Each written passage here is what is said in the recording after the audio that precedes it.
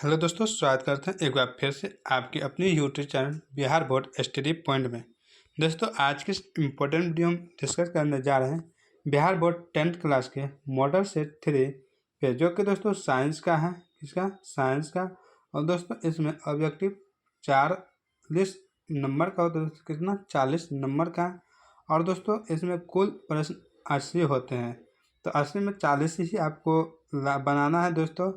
और दोस्तों तो ऐसे ही वीडियो लेने के लिए हमारे चैनल से अभी ही जुड़ जाएं। दोस्तों मॉडल सेट शुरू करते हैं। अपने इस वीडियो का पहला क्वेश्चन यहाँ पे दोस्तों दिया हुआ है। कह रहा है दोस्तों कि मोटर गाड़ी के चालक के सामने लगा रहता है। जो मोटर गाड़ी यानी कि दोस्तों जो भी वाहन रहता है उसके आगे में जो लगा रहता है दोस्तों, कौन सा दर्पण रहता है या लेंस रहता है, तो वही पूछ रहा है। ए समतल दर्पण, बी उत्तल दर्पण, सी अवतल दर्पण और डी एक पतला लेंस। तो दोस्तों मोटर गाड़ी के जो चालक होते हैं उनके जो सामने में लगा होता है दोस्तों, जिससे हम पीछे सब देख सकते हैं, उत्तल दर्पण लगा रहता है। इसका ऑप्शन नंबर बी बिल्कुल राइट आंसर है। दोस्तों अवतल दर्पण का प्रयोग हम दाढ़ी बनाने में करते हैं। उसके बाद दोस्तों चिकित्सा में करते हैं, चिकित्सा में दोस्तों करते हैं अवतल दर्पण का प्रयोग। समतल दर्पण का प्रयोग दोस्तों रोड साइड मिरर में करते हैं। चलते हैं दोस्तों नेक्स्ट क्वेश्चन की ओर। नेक्स्ट क्वेश्चन यहाँ पे दिया हुआ है कि एक दर्पण से किसी भी दूरी पर रखी एक वस्तु का सीधा प्रतिबिंब ही प्राप्त होता है। दर्पण हो सकता है ए समतल, बी उत्तल, सी समतल अथवा उत्तल और डी अवतल। तो दोस्तों ऐसा तभी होगा जब समतल और उत्तल रहेगा। इसका ऑप्शन नंबर सी बिल्कुल राइट आंसर है। तो नेक्स्ट क्वेश्चन यहाँ पे दिया है संबंध F बराबर R/2। क्या दोस्तों? R/2। R यहाँ पे क्या है? प्रतिरोध है दोस्तों। क्या है? प्रतिरोध है। कहता है ए उत्तल दर्पण के लिए परंतु अवतल दर्पण के लिए नहीं। बी में अवतल दर्पण के लिए परंतु उत्तल दर्पण के लिए नहीं। सी में उत्तल तथा अवतल दोनों प्रकार के दर्पणों के लिए। और डी में ना तो उत्तल दर्पण के लिए ना ही अवतल दर्पण के लिए। तो F बराबर R/2 जो होगा मान्य सत्य दोस्तों, ये किस लिए होगा? तो ये दोस्तों उत्तल तथा अवतल दोनों प्रकार के दर्पणों के लिए होगा। इसका ऑप्शन में से बिल्कुल राइट आंसर है। नेक्स्ट क्वेश्चन यहाँ पे दोस्तों दिया हुआ है कि प्रिज्म से होकर गुजरने के बाद श्वेत प्रकाश विभिन्न वर्णों यानी रंगों में विभक्त होता है। इस घटना को कहा जाता है दोस्तों, जैसे यह प्रिज्म है दोस्तों, यहाँ से हम प्रकाश गुजार रहे हैं श्वेत प्रकाश। जब ये दोस्तों यहाँ से जाएगा तो ये विचलन हो जाता है, जाना चाहिए सीधा, लेकिन यह दोस्तों 7 रंगों में यहाँ पे विभक्त हो जाता है। 7 रंगों में विभक्त हो जाता है दोस्तों। यह विव जोर में दोस्तों विभक्त हो जाता है दोस्तों। सबसे ऊपर होता है रेड और सबसे नीचे बैगनी। तो कहता है प्रकाश होगा ए परावर्तन, बी अपवर्तन, सी वर्ण विक्षेपण और डी सीधी रेखा में चलना। तो यहाँ पे दोस्तों क्या होता है? वर्ण विक्षेपण हो जाता है। इसका ऑप्शन नंबर सी बिल्कुल राइट आंसर है। नेक्स्ट क्वेश्चन यहाँ पे दोस्तों दिया हुआ है कि श्वेत प्रकाश जब एक प्रिज्म से होकर गुजरता है तो जो वर्ण रंग सबसे कम विचलित होता है वो है ए लाल, बी पीला, सी बैगनी और डी हरा। अभी दोस्तों आपको फिगर से बताए थे, ये प्रकाश जा रहा है, जब यह दोस्तों विक्षेपित होता है तो सबसे ऊपर क्या बोले थे? रेड होता है और सबसे नीचे बैगनी होता है। तो यहाँ पे दोस्तों कौन सबसे ज़्यादा किसका बन रहा है? यहाँ पे सबसे ज़्यादा झुकाव बैगनी का हो रहा है, लेकिन सबसे कम झुकाव किसका? रेड का हो रहा है। यहाँ पे विचलन पूछ रहे हैं दोस्तों, सबसे कम किसका होगा? तो दोस्तों इनका राइट आंसर होगा दोस्तों लाल का। ऑप्शन ए बिल्कुल राइट आंसर है। सबसे अधिक विचलन किसका होगा दोस्तों? बैगनी का। क्या होगा? अधिक होगा। क्या होगा? अधिक। याद रखिएगा। नेक्स्ट क्वेश्चन यहाँ पे दोस्तों दिया हुआ है। कह रहे हैं यदि किसी परिपथ के किन्हीं 2 बिंदुओं के बीच विभवांतर भी हो और उसमें धारा I समय t तक प्रवाहित होती हो तो कार्य यानी W बराबर क्या होगा? ए VI, बी VI/T, सी VI और डी VIT। दोस्तों तब W बराबर यानी कार्य बराबर जो होगा दोस्तों, या P मान ले पावर होता है, W कार समझ लीजिए दोस्तों, मान लेते हैं। तो इनका जो राइट आंसर दोस्तों होगा VIT। क्या होगा? VIT यानी विद्युत धारा, उसका वोल्ट, उसके बाद समय। तो इन तीनों को मिलाकर कार्य होता है। तो दोस्तों कार्य बराबर FS कोस थीटा भी होता है। क्या होता है? FS कोस थीटा भी होता है। यह भी आप ये याद रखिएगा। नेक्स्ट क्वेश्चन यहाँ पे दोस्तों दिया हुआ है कि विद्युत परिपथ की शक्ति होती है A VR, B V²R, C V/R और D V²R। तो दोस्तों विद्युत परिपथ की जो शक्ति यानी P बराबर होता है दोस्तों V/I होता है।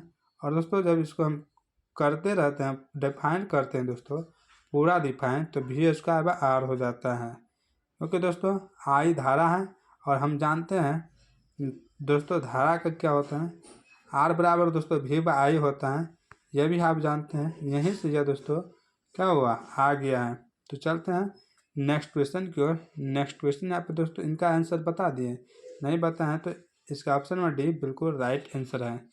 नेक्स्ट क्वेश्चन यहाँ पे है, कह रहे हैं दोस्तों किलोवाट घंटा मात्रक है A धारा का, B समय का, C विद्युत ऊर्जा का और D विद्युत शक्ति का है। तो दोस्तों किलोवाट घंटा जो है दोस्तों यह किनका मात्रक है? दोस्तों यह विद्युत ऊर्जा का मात्रक। इसके ऑप्शन में से बिल्कुल राइट आंसर है। नेक्स्ट क्वेश्चन है, निम्नलिखित में कौन सा मात्रक वाट के बराबर नहीं है? A जूल पर second, B VA, C A² ओम और D V² ओम। तो दोस्तों वाट के बराबर इनमें से कराए कौन नहीं है? तो वह V² ओम नहीं होगा।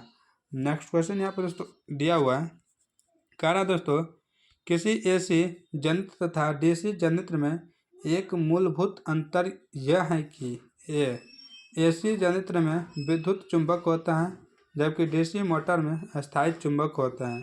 B AC जनित्र उच्च वोल्टा का जनन करता है। C AC जनित्र उच्च वोल्टा का जनन नहीं करता है। और D AC जनित्र में सर्पी वलय होते हैं जबकि DC जनित्र में द्विक परिवर्तक होता है। तो इनका जो अंतर हो दोस्तों इनमें से वो कौन सा होगा? तो होगा D नंबर। AC जनित्र में सर्पी वलय होता है जबकि DC जनित्र में द्विक परिवर्तक होता है। ऑप्शन नंबर D ही इसका राइट आंसर है। नेक्स्ट क्वेश्चन है दोस्तों, तांबे के तार की एक आयताकार कुंडली किसी चुंबकीय क्षेत्र में घूर्णन करती या गति कर रही है। दोस्तों यहाँ पे जैसे आप देख रहे हैं इस तरह से घूम रहा है दोस्तों, ऐसे घुमा देते हैं तो इस कुंडली में प्रेरित विद्युत धारा की जो दिशा होती है कितने परिभ्रमण के पश्चात परिवर्तन होता है। जैसे यह घूम रहा है दोस्तों, ये कितने परिवर्तन के बाद दोस्तों क्या होगा, यह परिवर्तित या परिवर्तन हो जाएगा। A 2, B 1, C आधे और D चौथाई। तो दोस्तों इनका राइट आंसर होगा दोस्तों आधे बार में। ऑप्शन में C बिल्कुल राइट आंसर है। नेक्स्ट क्वेश्चन है, घरेलू वायरिंग में 3 तार होते हैं। घरेलू यानी घर के जो वायरिंग करते हैं उनमें 3 तार होते हैं। गर्म मतलब जीवित, ठंडा मतलब उदासीन और अर्थ मतलब व्योजित। तो इन तारों के रंग होते हैं क्रमशः, यानी तीनों तार का रंग पूछ रहा है। A में है हरा काला लाल, B में है काला हरा लाल, C में है लाल काला हरा और D में है काला लाल हरा। है तो वही रंग लेकिन दोस्तों क्रमबद्ध, गर्म कौन होगा, ठंडा कौन होगा और अर्थ कौन होगा। तो दोस्तों आप लोग जानते हैं लाल हमेशा गर्म होता है, तो यहाँ से आप पकड़ सकते हैं। तो लाल यहाँ पे शुरू में दिया हुआ, यहाँ पे नहीं है, नहीं यहाँ पे, नहीं यहाँ पे। इसका ऑप्शन नंबर C बिल्कुल राइट आंसर है। नेक्स्ट क्वेश्चन है, स्विच लगाए जाते हैं A ठंडे तार में, B गर्म तार में, C अर्थ तार में और D किसी ठंडे तार में तो कभी अर्थ तार में। तो स्विच दोस्तों कहाँ पे लगाते हैं, आप लोग को पूरा पता है यह बात, गर्म तार में। नेक्स्ट क्वेश्चन यहाँ पे दोस्तों दिया हुआ है, कह रहा है निम्नलिखित में कौन ऑक्सीकारक है। दोस्तों A में है H2, B में है CO, C में है H2S और D में है O2। तो ऑक्सीकारक मतलब ऑक्सीजन दोस्तों किस में है यही पूछ रहा है। तो इसका ऑप्शन नंबर C ऑक्सीकारक दोस्तों पूछ रहा है दोस्तों, इनका ऑप्शन नंबर C बिल्कुल राइट आंसर होगा। चलते हैं नेक्स्ट क्वेश्चन को, निम्नलिखित में कौन सा पदार्थ सूर्य को या सूर्य का किरणों के प्रभाव से अपघटित हो जाता है, यानी टूट जाता है। ए KClO3, बी HCl, सी NaClOD, AgCl। तो दोस्तों यह किस में होता है? दोस्तों यह NaCl में होता है। इसका ऑप्शन में से बिल्कुल राइट आंसर है सोडियम क्लोराइड में। नेक्स्ट क्वेश्चन की ओर चलते हैं दोस्तों। नेक्स्ट क्वेश्चन यहाँ पे दोस्तों दिया हुआ है, कहते हैं समीकरण 2Cu प्लस O2 जब अभिक्रिया करेगा तो 2CuO किस प्रकार की अभिक्रिया है? ए अपघटन, बी ऑक्सीकरण, सी उदासीनीकरण और डी अवक्षेपण। तो दोस्तों यह जो अभिक्रिया है दोस्तों, यह अभिक्रिया ऑक्सीकरण है। इसका ऑप्शन नंबर बी बिल्कुल राइट आंसर है। नेक्स्ट क्वेश्चन है, निम्नलिखित में कौन भास्मिक ऑक्साइड है? ए CO2, बी Na2, सी SO2 और डी P2O5। तो भास्मिक ऑक्साइड जो है दोस्तों इनमें से वह है Na2O। इसका ऑप्शन नंबर बी बिल्कुल राइट आंसर है। नेक्स्ट क्वेश्चन है, सोडियम सल्फेट को जलाएं या जलीय सोडियम सल्फेट का जलीय विलयन होता है? ए उदासीन होगा, बी क्षारीय होगा, सी अम्लीय होगा और डी बफर होगा। तो दोस्तों इनका जो राइट आंसर दोस्तों होगा उदासीन होगा। इसका ऑप्शन ए बिल्कुल राइट आंसर होगा। नेक्स्ट क्वेश्चन है, आर्हेनियस अम्ल जलीय विलयन में क्या देता है?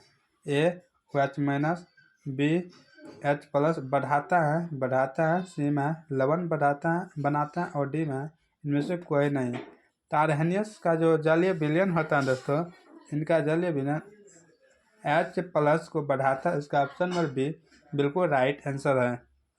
नेक्स्ट क्वेश्चन यहाँ पे दोस्तों दिया हुआ है कि जलीय विलयन में एसिटिक अम्ल का आयतन ए नहीं होता है, बी आंशिक रूप से होता है, सी पूर्णतः होता है और डी अनुत्क्रमणीय होता है।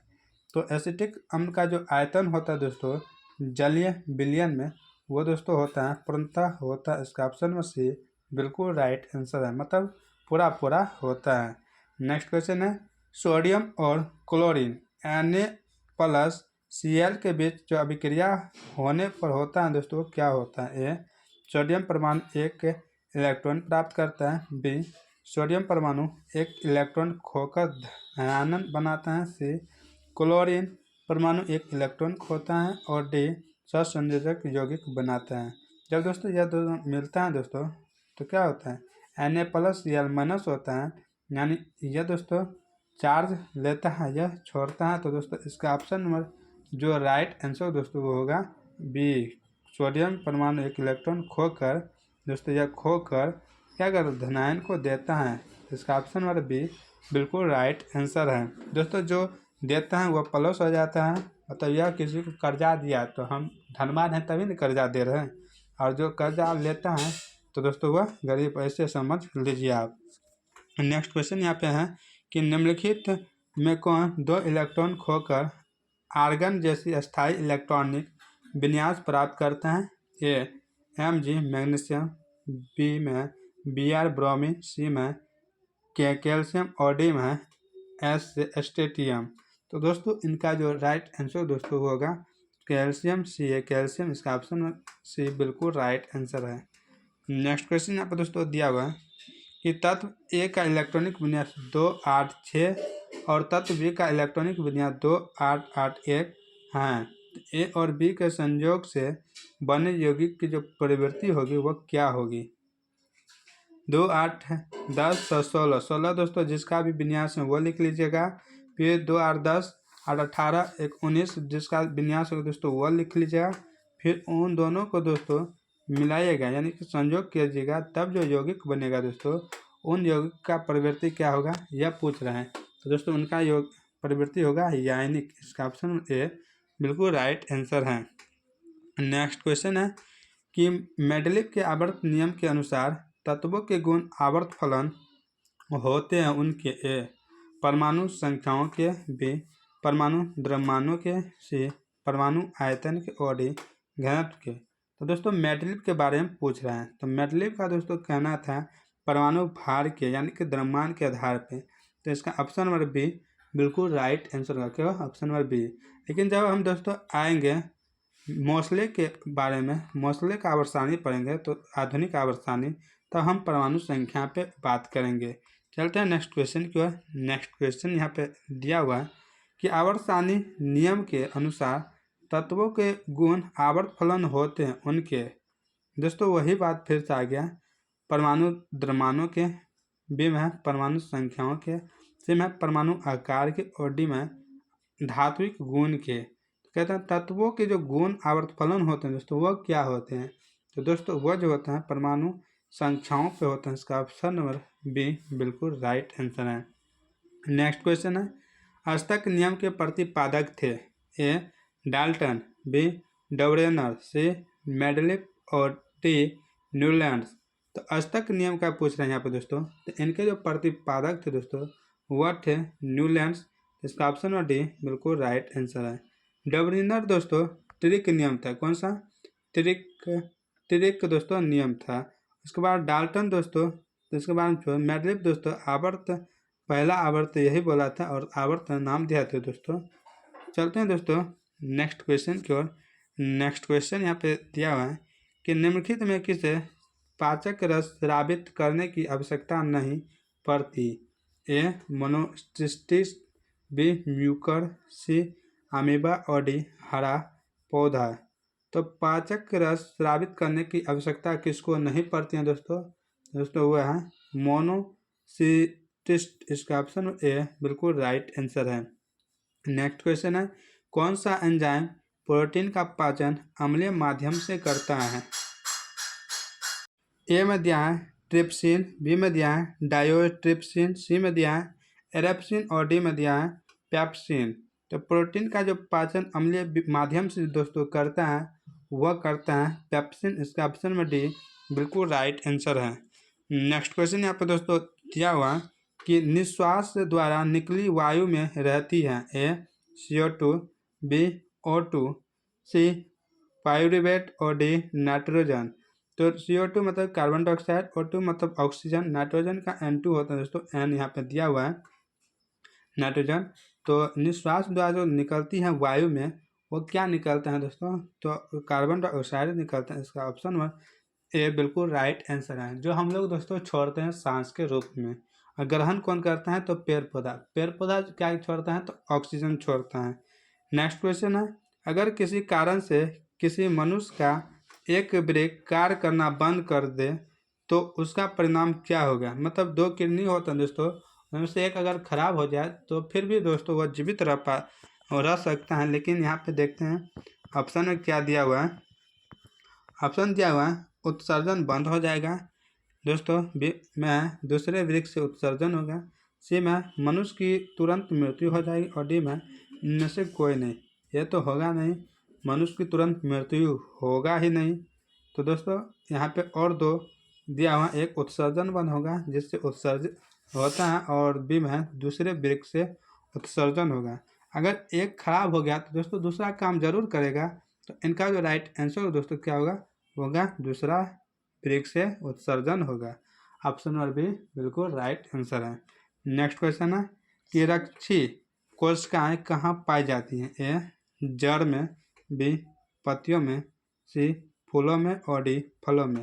तो रक्षी जो रक्षा करते हैं दोस्तों वही करें, रक्षी कोशिकाएं कहाँ पाई जाती है तो दोस्तों यह पाया जाता है पत्तियों में। इसका ऑप्शन नंबर बी बिल्कुल राइट आंसर है।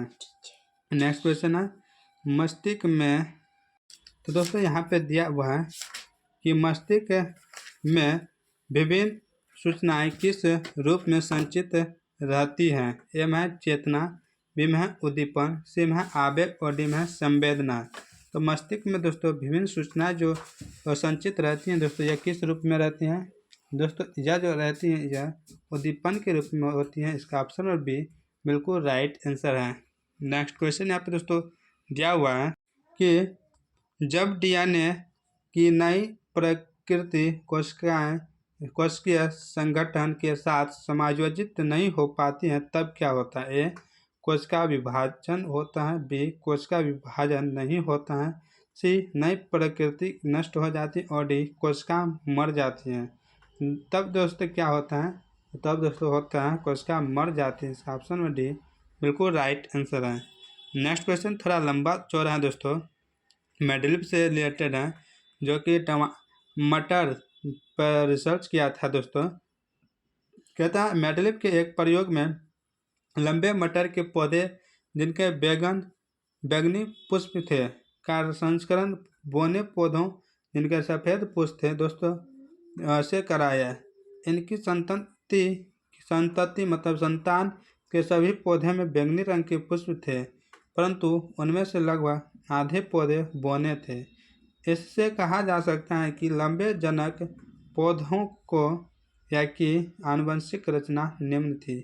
ए में दिया है TTWW, बी में TTWW, सी में TTWW और डी में TTWW, यानी छोटा बड़ा यहाँ पे आप देख लीजिए। तो इनका दोस्तों जो राइट आंसर दोस्तों होगा टी बड़ा, छोटा टी, WW बड़ा। ऑप्शन नंबर सी बिल्कुल राइट आंसर। नेक्स्ट क्वेश्चन है, समजात अंगों का उदाहरण है। ए हमारा हाथ एवं कुत्ते का अग्रपाद, बी हमारा दांत एवं हाथी के दांत, सी आलू एवं घास के ऊपरी भूस्तरीय, और सी के बाद डी उपयुक्त में से सभी। तो समजात मतलब एक ही जात जैसा देखने में दोस्तों लगता हो लेकिन अलग अलग होता है। तो दोस्तों इनका राइट आंसर क्या होगा, तो होगा हमारा हाथ और कुत्ते का जो अग्रपाद होता है दोस्तों, आगे वाला टांग वही बराबर होता है। इसका ऑप्शन ए बिल्कुल राइट आंसर है। नेक्स्ट क्वेश्चन यहाँ पे दोस्तों दिया हुआ है कि निम्नलिखित में से कौन पर्यावरण मित्र व्यवहार कहलाते हैं। ए कपड़े के थैले का उपयोग, बी बेमतलब दोस्तों होगा, बेमतलब पंखे ना चलाना, सी स्कूटर पर विद्यालय ना जाकर पैदल जाना, और डी उपयुक्त में से सभी। तो पर्यावरण मित्र व्यवहार जो कहलाता है इनमें से दोस्तों वह क्या कहलाता है, तो वह कहलाता है सभी। तो इसका ऑप्शन नंबर डी बिल्कुल राइट आंसर है। नेक्स्ट क्वेश्चन है, कह रहा है दोस्तों कि लार में कौन सा एंजाइम पाया जाता है। हमारा जो लार बनता है मुंह में दोस्तों, तो उसमें कहता है एंजाइम कौन सा पाया जाता है। ए माल्टेज, बी में इरेप्सिन, सी में एमाइलेज, और डी में लाइपेज। तो दोस्तों इनमें से जो पाया जाता है वह एमाइलेज पाया जाता है। इसका ऑप्शन में सी बिल्कुल राइट आंसर है। नेक्स्ट क्वेश्चन है, मनुष्यों में सांस लेने और छोड़ने की जो क्रिया है दोस्तों, उस क्रिया को क्या कहा जाता है। ए श्वसन, बी श्वासोश्वास, सी निश्वासन, और डी निश्वसन।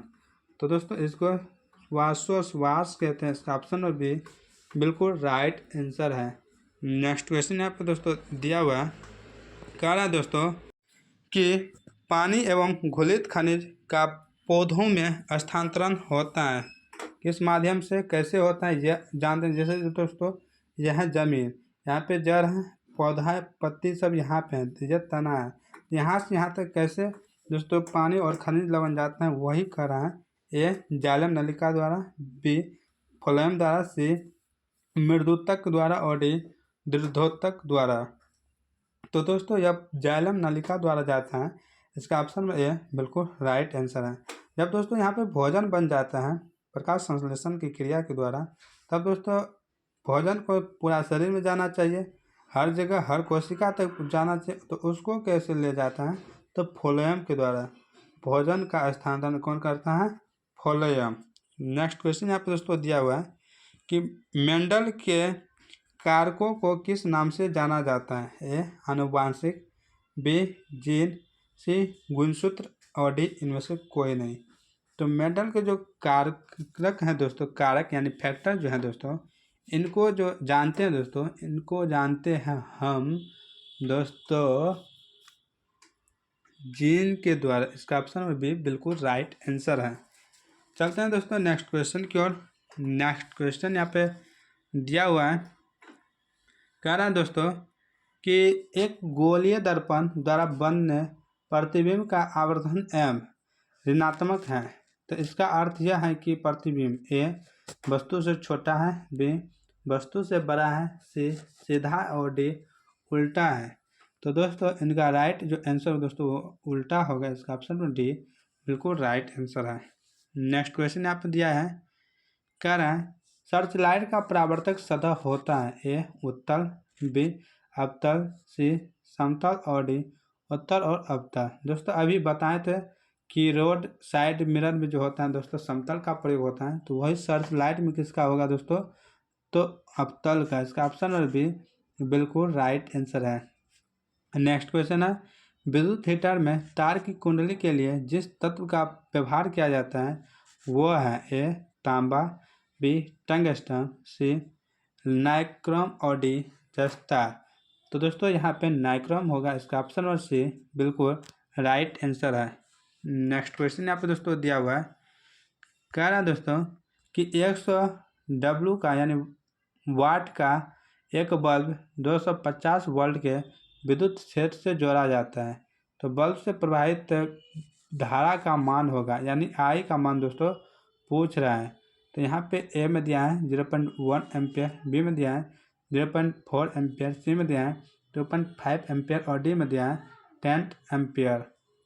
तो दोस्तों इनका जो राइट आंसर दोस्तों, इनका राइट आंसर होगा 0.4 एम्पियर। इसका ऑप्शन नंबर बी बिल्कुल राइट आंसर है। नेक्स्ट क्वेश्चन यहाँ पे दोस्तों दिया हुआ है कि दो चालक तार जिसके पदार्थ लंबाई तथा व्यास समान है किसी विद्युत परिपथ में पहले श्रेणी क्रम में और फिर पार्श्व क्रम में संयोजित किए जाते हैं, तो श्रेणी क्रम और पार्श्व संयोजन में उत्पन्न ऊष्माओं का अनुपात होगा? ए 1:2, बी 2:1, सी 1:4 और डी 4:1।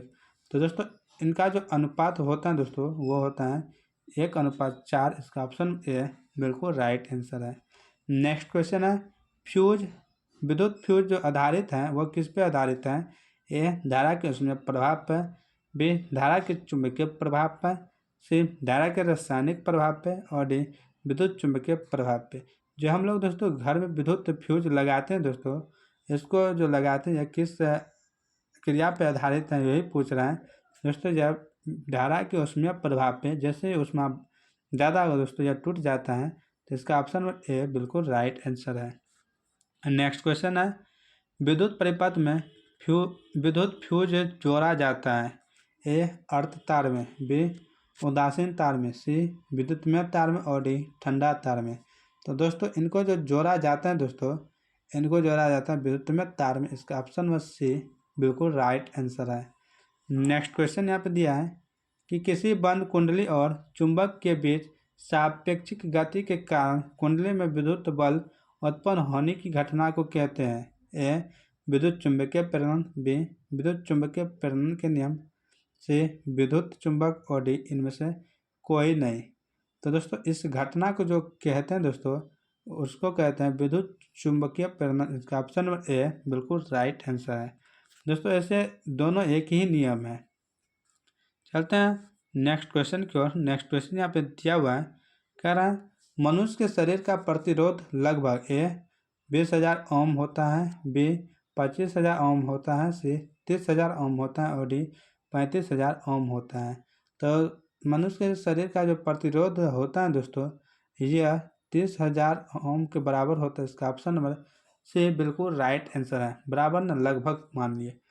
नेक्स्ट क्वेश्चन है, सौर जल उष्मक का उपयोग गर्म पानी पीने के लिए किन दोनों में से नहीं किया जा सकता है? ए धूप वाले दिनों में, बी दिनों है दोस्तों दिनों में नहीं किया जाता है, बी बादल वाले दिनों में, सी गर्म दिनों में और डी तूफानी दिनों में। तो इनका जो प्रयोग हम कर सकते हैं दोस्तों, इनका प्रयोग बादल वाले दिनों में कहता है नहीं किया जा सकता है। इसका ऑप्शन और बी बिल्कुल राइट आंसर है। नेक्स्ट क्वेश्चन यहाँ पे दोस्तों दिया हुआ है, कह रहा है दोस्तों कि जीव द्रव्यमान ऊर्जा स्रोत का उदाहरण निम्नलिखित में से कौन नहीं है? ए पेट्रोलियम, बी गोबर गैस, सी नाभिकीय ऊर्जा और डी कोयला। तो जीव द्रव्यमान ऊर्जा स्रोत का जो उदाहरण इनमें से नहीं है दोस्तों वो कौन सा नहीं है? नाभिकीय ऊर्जा। इसका ऑप्शन व सी बिल्कुल राइट आंसर है। नेक्स्ट क्वेश्चन है, ऊर्जा के अधिकांश स्रोत जिनका हम उपयोग करते हैं संचित सौर ऊर्जा निरूपित करते हैं। निम्नलिखित में कौन सौर ऊर्जा से अंत में नहीं प्राप्त किया जाएगा?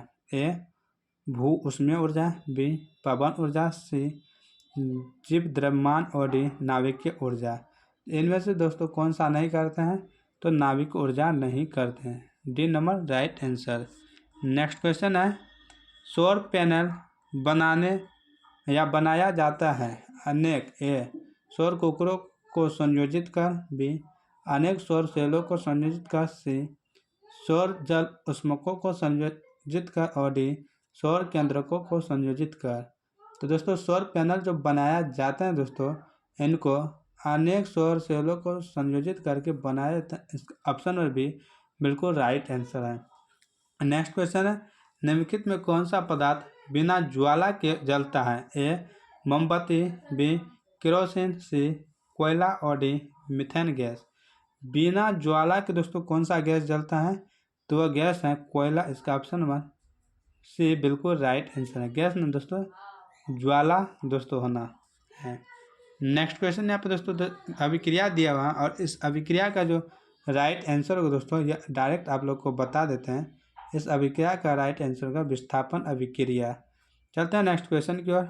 लौह चूर्ण पर तंतु हाइड्रोक्लोरिक अम्ल डालने से क्या होता है? ए हाइड्रोजन गैस एवं आयरन क्लोराइड बनता है, बी यहाँ पे दोस्तों दिया हुआ है क्लोरीन गैस एवं आयरन ऑक्साइड बनता है, हाइड्रो ऑक्साइड बनता है, सी कोई अभिक्रिया नहीं होता और डी आयरन लवण एवं जल बनता है। तो दोस्तों क्या बनता है? तो दोस्तों इनका ऑप्शन ए ही बिल्कुल राइट आंसर होगा। दोस्तों हाइड्रोजन गैस और आयरन क्लोराइड बनता है। इसका ऑप्शन ए बिल्कुल राइट आंसर है। नेक्स्ट क्वेश्चन यहाँ पे दोस्तों दिया हुआ है, कह रहा दोस्तों निम्नलिखित में कौन हाइड्रोनियम आयन है? ए H3O+, बी H3O-, सी OH- और डी OH+। तो इनमें से जो हाइड्रोनियम जो है दोस्तों आयन वो कौन सा है? तो वह है दोस्तों H3O+। ऑप्शन नंबर ए बिल्कुल राइट आंसर। किसी विलयन के pH मान 4 है तो विलयन होगा दोस्तों बताए थे 7 उदासीन होता है, 7 से ऊपर जाएंगे तो दोस्तों क्षारीय हो जाएगा और 7 से नीचे आएंगे तो अम्लीय होगा। तो यहाँ पे 4 पूछ रहा है तो दोस्तों क्या होगा? अम्लीय। इसका ऑप्शन ए बिल्कुल राइट आंसर है। नेक्स्ट क्वेश्चन यहाँ पे दोस्तों दिया हुआ है कि निम्नलिखित में कौन विलयन प्रबल अम्लीय होगा? ए pH 4.5, बी pH = 0, सी pH = 14 और डी बी एवं सी दोनों। तो प्रबल अम्ल कहता है दोस्तों, दुर्बल नहीं प्रबल यानी मजबूत। तो मजबूत अम्ल इनमें से कौन सा होगा दोस्तों? तो बी और सी जो है दोस्तों pH 0 और pH 14 दोनों होगा। इसका ऑप्शन नंबर डी बिल्कुल राइट आंसर क्या होगा? Option number D. Next question है, निम्नलिखित में कौन आयन यौगिक है आयनिक यौगिक है? ए HCN, बी CCl4, सी KCl और डी CO2। तो आयनिक यौगिक जो इनमें से है दोस्तों वह है KCl। इसका ऑप्शन में सी बिल्कुल राइट आंसर है। नेक्स्ट क्वेश्चन यहाँ पर दोस्तों है, N2 अणु के बंधन निर्माण में भाग लेने वाले इलेक्ट्रॉनों की जो कुल संख्या होती है दोस्तों क्या होती है? ए 2, बी 4, सी 6 और डी 8। तो दोस्तों इनका जो राइट आंसर है वह है 6, option number C. Next question यहाँ पे दिया हुआ है, ए और बी परमाणु के संयोग से जो आयनिक बंधन तत्व बनता है, तत्व होना चाहिए दोस्तों, तत्व बनता है जब क्या कहता है? तब बनता है जब, यहाँ पे दोस्तों सॉरी यहाँ पे आगे में दिया हुआ है जब। तो ए में है ए और बी दोनों इलेक्ट्रॉन प्राप्त करते हैं, बी में दिया है ए और बी दोनों इलेक्ट्रॉन का त्याग करते हैं, सी में दिया है ए धातु और बी अधातु हो और डी में दिया है ए और बी दोनों धातु हो।